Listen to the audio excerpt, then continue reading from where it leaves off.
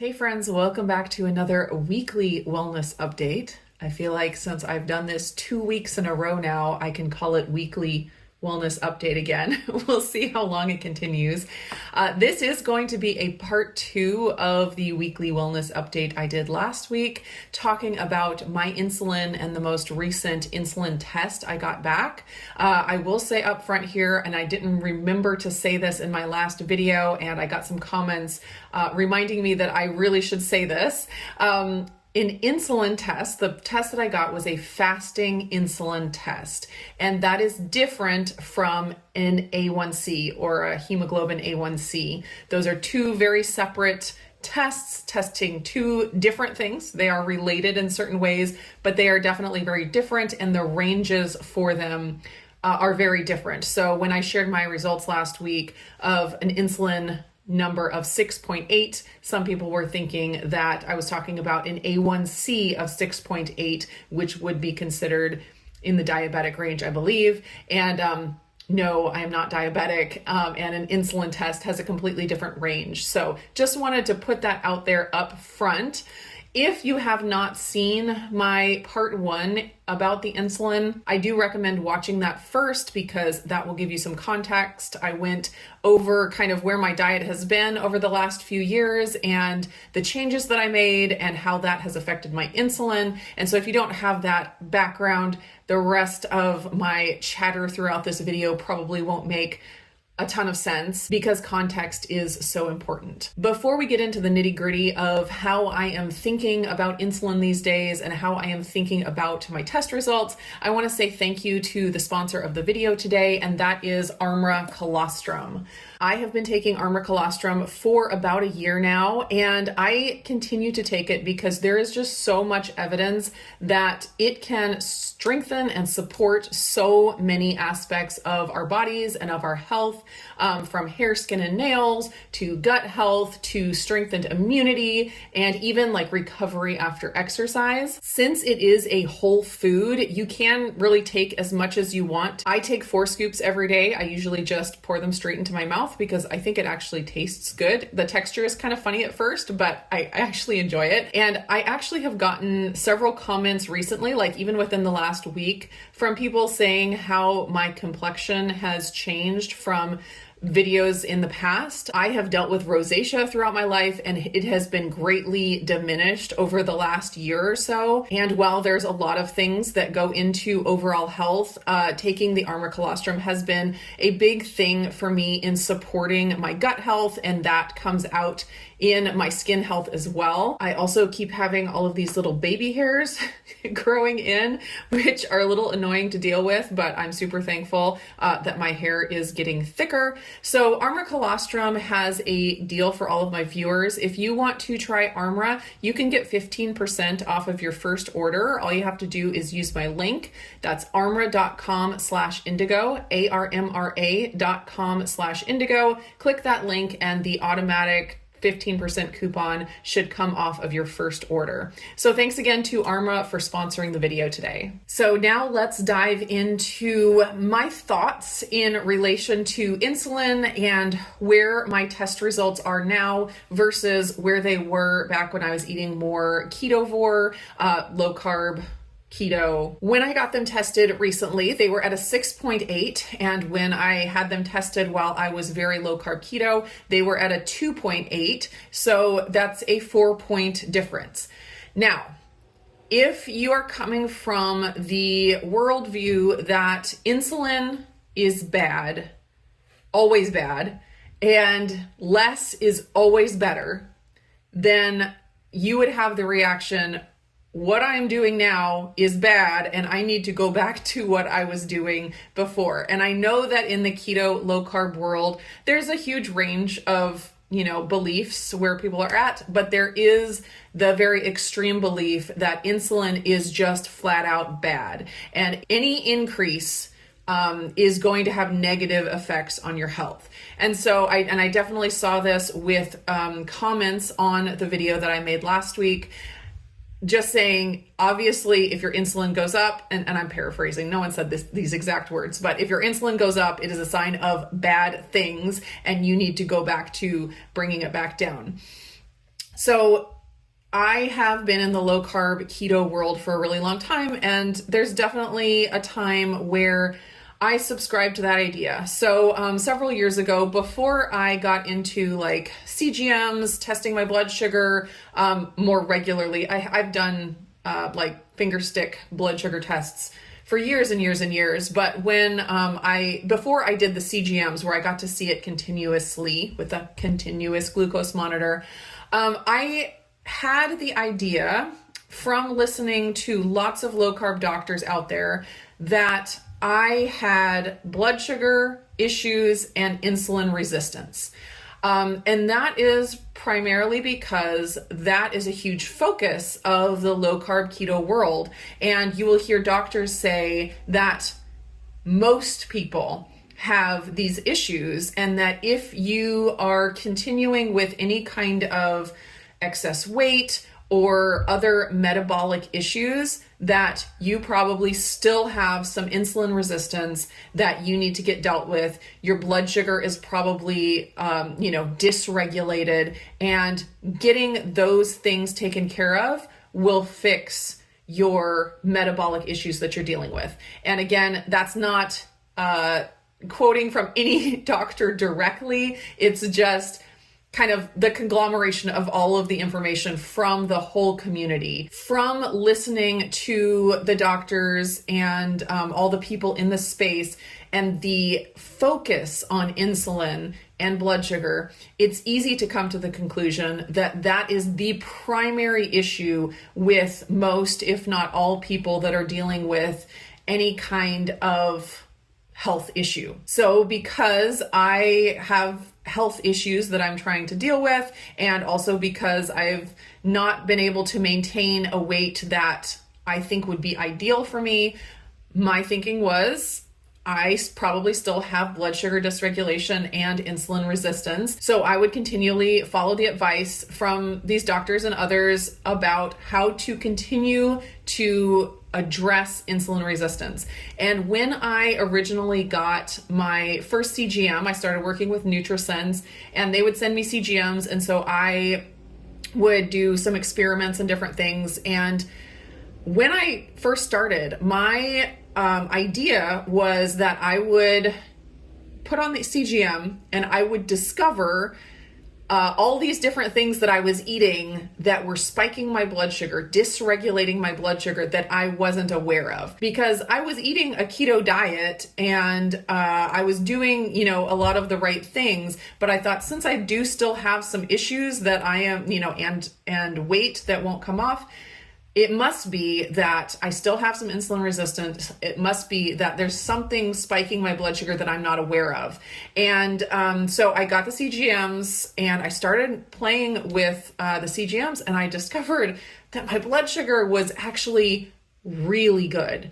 I was having, really steady, because I was eating keto, I was eating very low carb. They were very steady. There were a few times where I'd see a little blip from something and I'd be like, oh, that's interesting. But basically nothing that was outside of the realm of normal. And that kind of was the little first tweak in my brain, like, maybe blood sugar isn't my problem. And actually, as I continued to play with the CGMs, I found that there were all kinds of things that I wasn't eating that I actually could eat without my blood sugar spiking. I was thinking, oh, if I ate this, it would spike my blood sugar. Come to find out, it wasn't. And I used the CGMs in exactly the opposite way that I intended to, which is I use them to expand my diet rather than restrict my diet more. So all wrapped up in the same time frame is when I started learning about some underlying issues that I had through some blood tests and various things.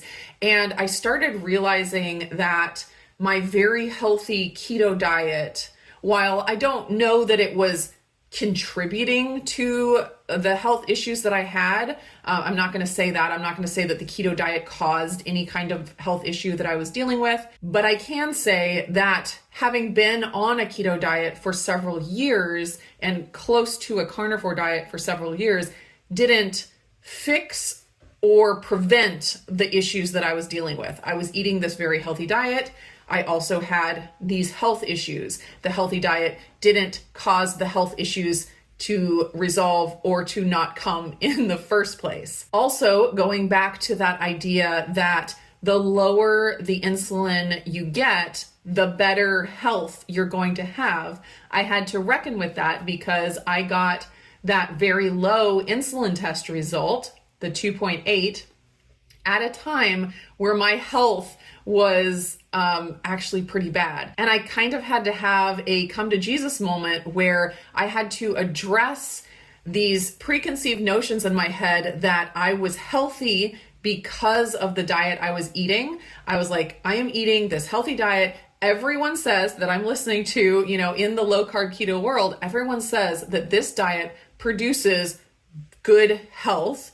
Therefore, I must have good health. And I really swept a lot of symptoms that I was having under the rug because I was like, it does not compute. I'm eating this healthy diet. I should have good health. Therefore, these things maybe don't really exist. And it wasn't until I had the blood test results in front of me that I could not argue with that made me think, maybe that healthy diet I was eating isn't the only thing that I need in order to be healthy. And maybe that low insulin that I thought would be the thing that would get me to a body weight that I wanted and the health that I wanted, maybe that correlation doesn't actually exist. So when I do get those comments from people in that mindset of the less insulin, the better, and because your insulin increased, therefore your health must be worse, I personally can't believe that anymore because I have the experience now of my health where it is now versus my health where it was when my insulin was lower. And I don't want to go back to where my health was then. Now, I'm not saying that my insulin being lower caused any of the health issues. Again, I want to be clear about that. I'm just saying that having my insulin that low was not the key for me in order to get the level of health that I wanted. So us in general as human beings, and definitely in the diet and health world, it is really easy to get sucked into black and white thinking. If something is bad in some way, then it's always bad. If something is good in some way, then it's always good. And I've definitely gone through that in my own journey with things like blood sugar and like insulin. I had the idea that if I could just get my blood sugar lower, that would equate to more health. Same thing with insulin. If I could just get my insulin lower, that would equate with health. But what I found is that when it comes to body systems, there's often like a sweet spot for all of these things. For blood sugar, you have to have some. Like, you will die if you don't have any blood sugar. But then obviously, if it's too high, that is also bad. And so finding a sweet spot in the middle is where I personally am happy and find good health. I think the same thing for insulin. Obviously, too much insulin is bad. And we hear so much about all the havoc that high insulin can have on people in our community, for sure.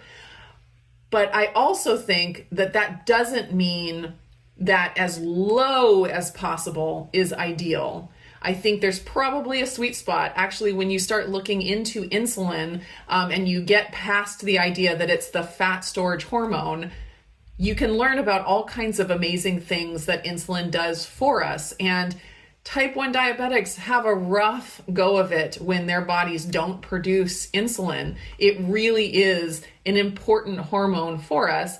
And I no longer subscribe to the idea that less is always better. So in the same vein of black and white thinking, I have changed my thoughts around things like carbs and things like the keto diet as well, where I fully recognize benefits to eating a ketogenic diet. Like, I don't deny it at all. There are some amazing benefits, and depending on where you're at metabolically, it can be miraculous to go onto a keto diet and to start producing ketones. So in a black and white thinking world, if I recognize all of the good things about a keto diet, I would not be able to compute anyone saying anything negative about a keto diet.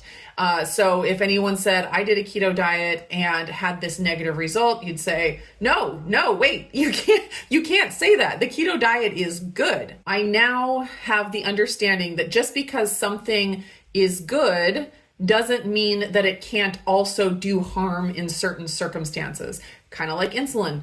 I think insulin is good. I do believe it can do harm if it is too elevated. So same thing with the keto diet. I think the keto diet is good. I think it can cause harm and cause some issues for certain people in certain situations. And if you are struggling with that idea, I would like to give just a quick example that I think is really hard to argue with. And that is the example of fasting. We hear all the time about the incredible benefits of fasting. And I believe what I hear about the benefits of autophagy, and like just incredible things can happen to your body when you fast. We know though, I mean, we don't even have to argue about it. There is a certain point at which fasting becomes harmful.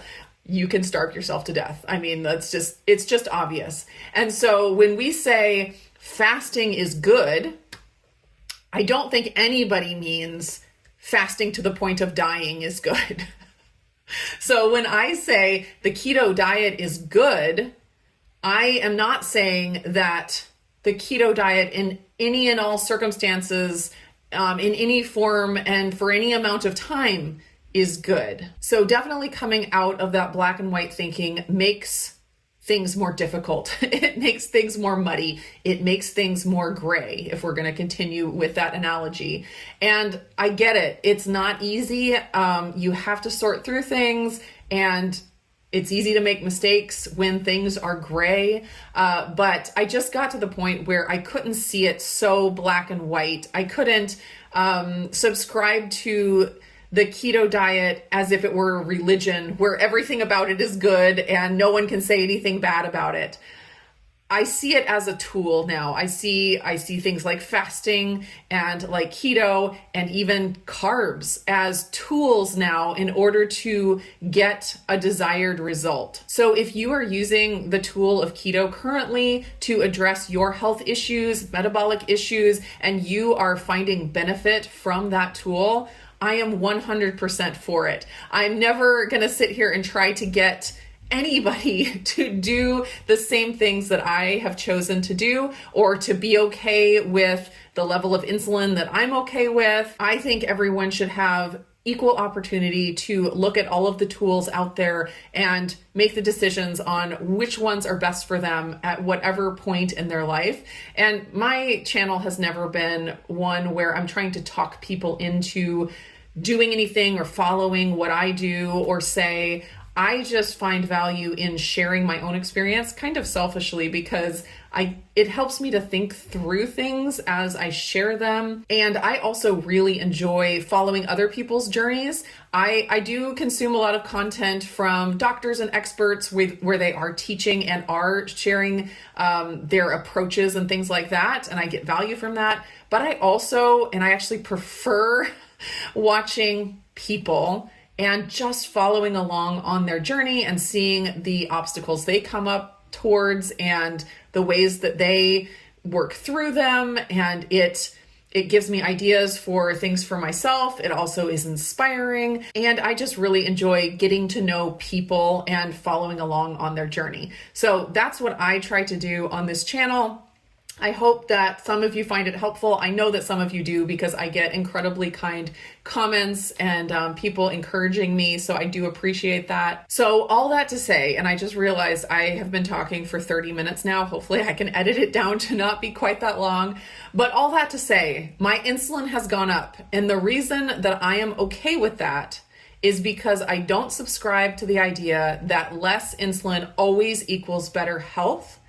I don't have any symptoms otherwise of insulin resistance. I listened to Dr. Ben Bickman about all the things that you should look at, not just your fasting insulin number. He said you can have a fasting insulin between 7 and 17, and it possibly could be an issue, but only if you have these other things going on. I have none of those other things going on. My triglyceride to HDL ratio is 1:1. He says above 1.5 would be indicating an issue. Mine is great at 1:1. I don't have skin tags, like all the other things that you would associate with insulin resistance. I have no signs of those. So the level of 6.8, I am not concerned about at all. And because I have found health in a lot of other ways, a lot of other areas, I see that my health overall is trending in the right direction. So I am not concerned one bit about the insulin level of 6.8. I'm actually very happy with it. And like I said in the last video, I will keep an eye on it. If I see it continue to climb, that would be, a cause for concern. But until that happens, I'm going to keep on doing what I'm doing because my health is trending in the right direction. I am planning to do another video. This will be like part 3 on the insulin subject, just addressing some of the questions I got on my last video and probably that I will get on this video as well. I got a lot of great questions, clarifying things. And so I think going through those will provide even more clarity. So I'm planning to do that. Hopefully next week we'll continue with the weekly wellness updates. I hope you guys are all doing great. Let me know your experience with insulin down below, and where you're at with it. I'd love to hear. Everyone, like I said, I love hearing other people's journeys, and I learned so much from doing that, even when their journeys are not the same as mine. I mean, who has the exact same journey as anyone else anyway? But I watch all kinds of people on YouTube, and I'm friends with all kinds of people in my regular life. And I find great benefit from just seeing the vast array of people and the different ways that they approach health.